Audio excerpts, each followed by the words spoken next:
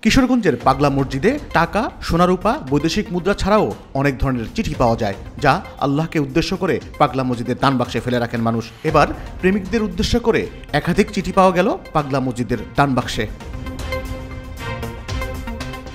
30 November শনিবার সকাল 7টায় পাগলা মসজিদের 11টি দানবাক্স খোলা হয়। এরপর দিনভর চলে গণনা কার্যক্রম।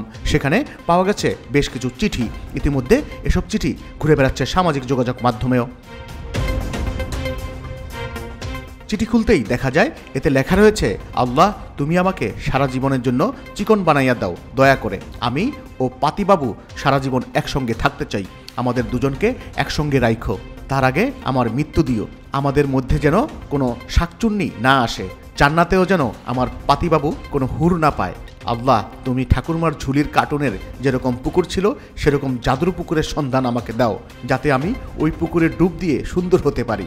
মুখের দাগগুলো যায়, চুল বড় হয় আর ঘন হয়, আর যাতে কম বয়স্ক লাগে সারা জীবন। চিঠিতে আরও লেখা হয়েছে, আল্লাহ আমাদের সবাইকে বড় হজ করার ব্যবস্থা কইরা দিও। আমি আর আমার পাতিবাবু যাতে 2 বার অন্তত বড় হজ করতে পারি। আমি একটু সুন্দর হলেই কেউ না কেউ নজর দিয়ে দেয়। আল্লাহ এরকম যাতে আর না হয় দেখো। আমি আর আমার পাতিবাবুকে সরকারি জব পাওয়াইয়া দিও। হালালভাবে যাতে চলতে পারি আমরা, সেই তৌফিক দিও। আমার পাতিবাবুকে কয়েকদিনের ভিতর সুস্থ কইরা দাও।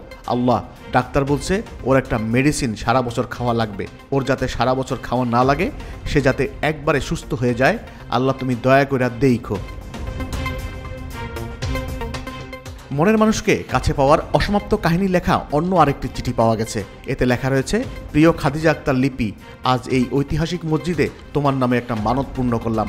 তুমি নেই তো কি হয়েছে, তোমার দেওয়া স্মৃতি নিয়ে বাঁচবো আজীবন। আমার কি দোষ ছিল বলো? তুমি একটি ছেলের সঙ্গে সম্পর্ক রাখার পরও আমাকে নষ্ট করলে। আমি তোমাকে অভিশাপ দিব না।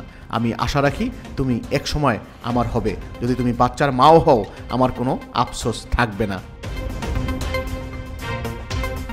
অন্যদিকে সৌদি যুবককে বিয়ে করতে চিঠি দিয়েছেন এক নারী। তাতে লেখা রয়েছে, আমি একজন সৌদিয়ানকে ভালোবাসি। হে মহান আল্লাহ তুমি তাকে আমার করে দাও, আমি যেন তাকে বিবাহ করতে পারি। আমিন সুম্মা আমিন।